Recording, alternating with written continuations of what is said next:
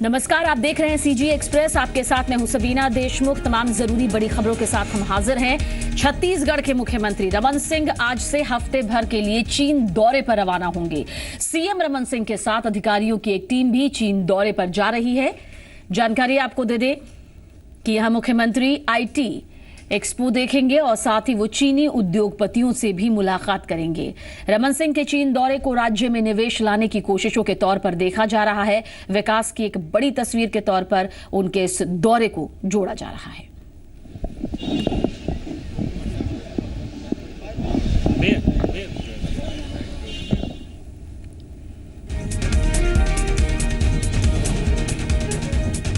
तो अधिकारियों की एक टीम भी सीएम के साथ इस दौरे पर रवाना होगी। आईटी एक्सपो भी देखेंगे सीएम रमन सिंह और इस दौरान उद्योगपतियों से भी उनकी खास मुलाकात होगी। मकसद यहां पर विशेष तौर पर यह भी रहेगा कि ज्यादा से ज्यादा प्रदेश में निवेश की संभावनाओं को बढ़ाया जा सके ताकि हर स्तर पर प्रदेश का विकास हो सके। सुदीप त्रिपाठी जी मीडिया संवाददाता ज्यादा जानकारी देंगे। सुदीप, कितना अहम दौरा माना जाए मुख्यमंत्री रमन सिंह के इस दौरे को? देखिए, विधानसभा सत्र चल रहा था 1 महीने से और उसके बाद ये दौरा यहाँ पे किया गया।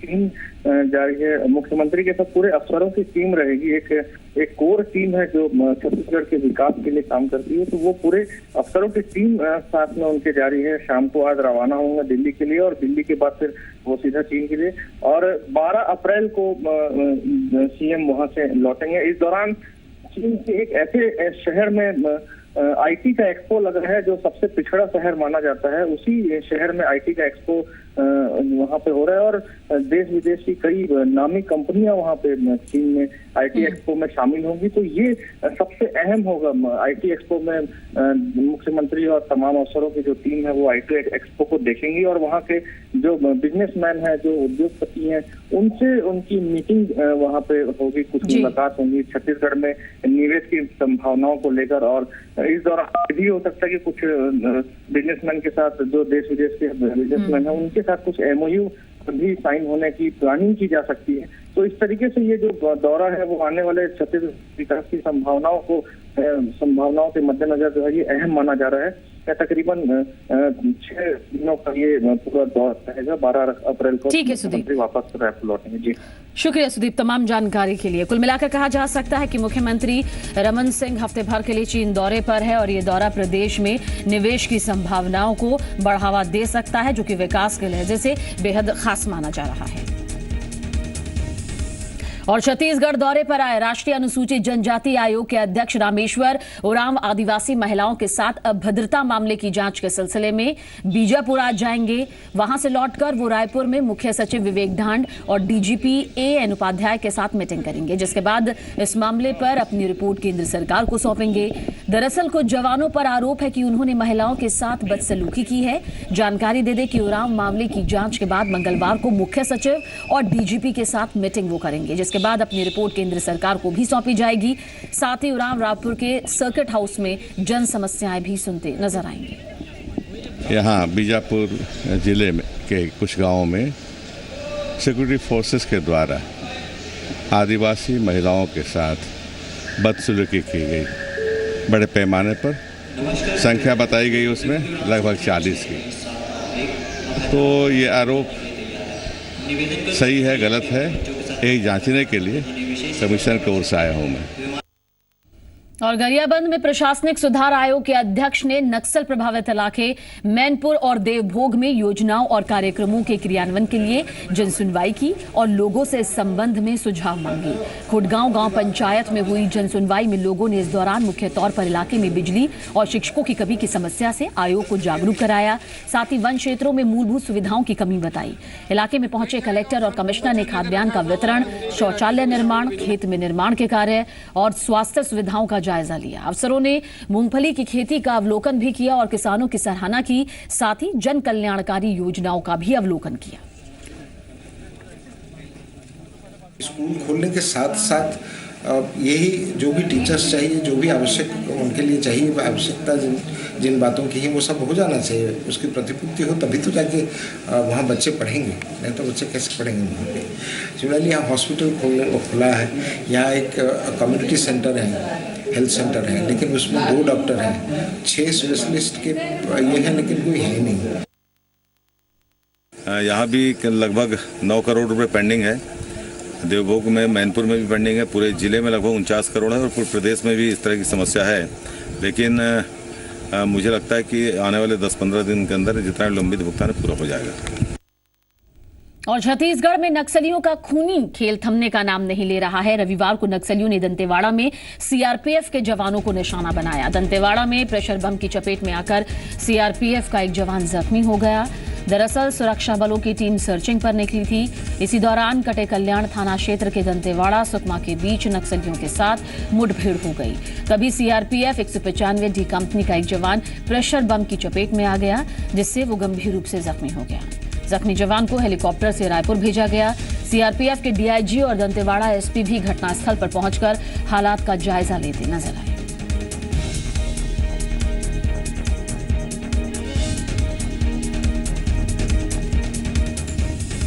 और नक्सल प्रभावित छत्तीसगढ़ में एक बार फिर नक्सलियों ने बीजेपी नेता पर जानलेवा हमला किया। वन मंत्री महेश गागड़ा के घर से महज कुछ ही मीटर की दूरी पर हुए इस हमले से अब कई सवाल खड़े हो रहे हैं कि आखिर कब तक कोई बर्दाश्त करेगा ये नक्सली हमले।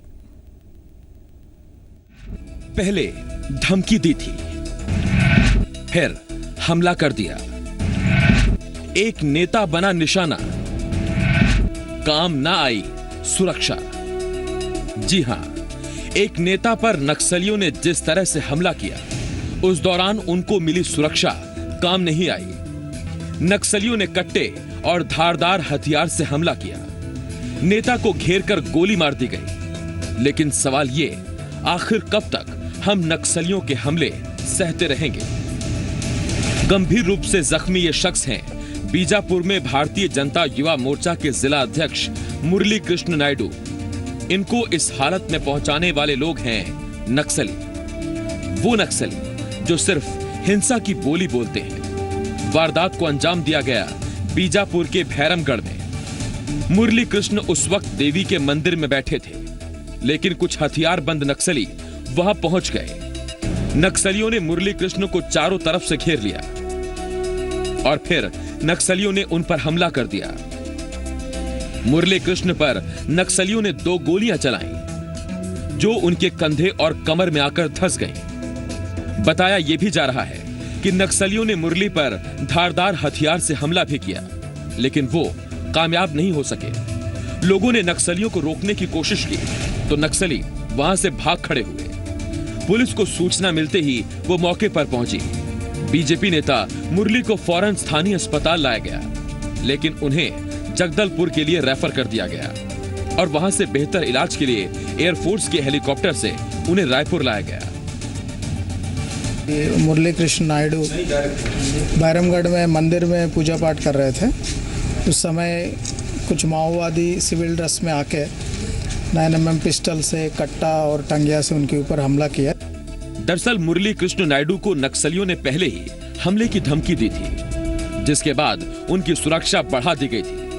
लेकिन ये सुरक्षा उनके काम नहीं आई। सुरक्षा के इंतजामात पर सवाल खड़े होने लगे और सबसे ज्यादा दुखद तो ये कि मुरली की इसी महीने 19 तारीख को शादी होने वाली है। ये अंदेशा था और लगातार जानकारी मिल रही थी कि राजनीतिक कार्यकर्ताओं पर उन लोग हमला करेंगे और साथ ही साथ जो सत्ताधारी दल हैं उनके ऊपर हमला करने की रणनीति बनाया गया, ऐसे जानकारी मिल रही थी। और हम सब आगाह भी किए थे, सावधानी बरतने की कोशिश किए थे, लेकिन जिस तरह से मंदिर में उन्होंने हमला किया एक अनपेक्षित था।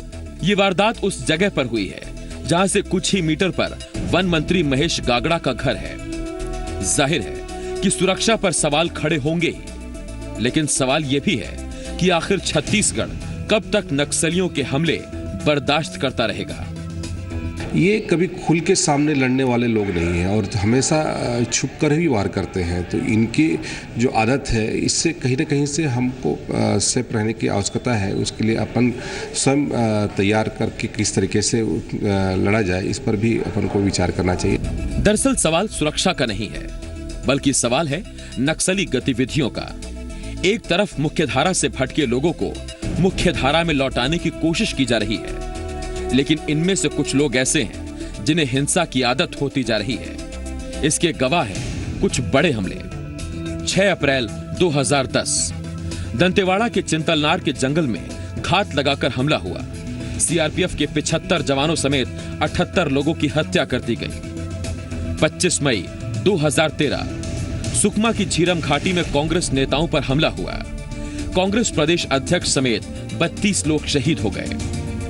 11 मार्च 2014 सुकमा के टहकवाड़ा में पुलिस की सर्चिंग पार्टी पर हमला हुआ। एम्बुश लगाकर किए गए हमले में सीआरपीएफ के 16 जवान शहीद हुए।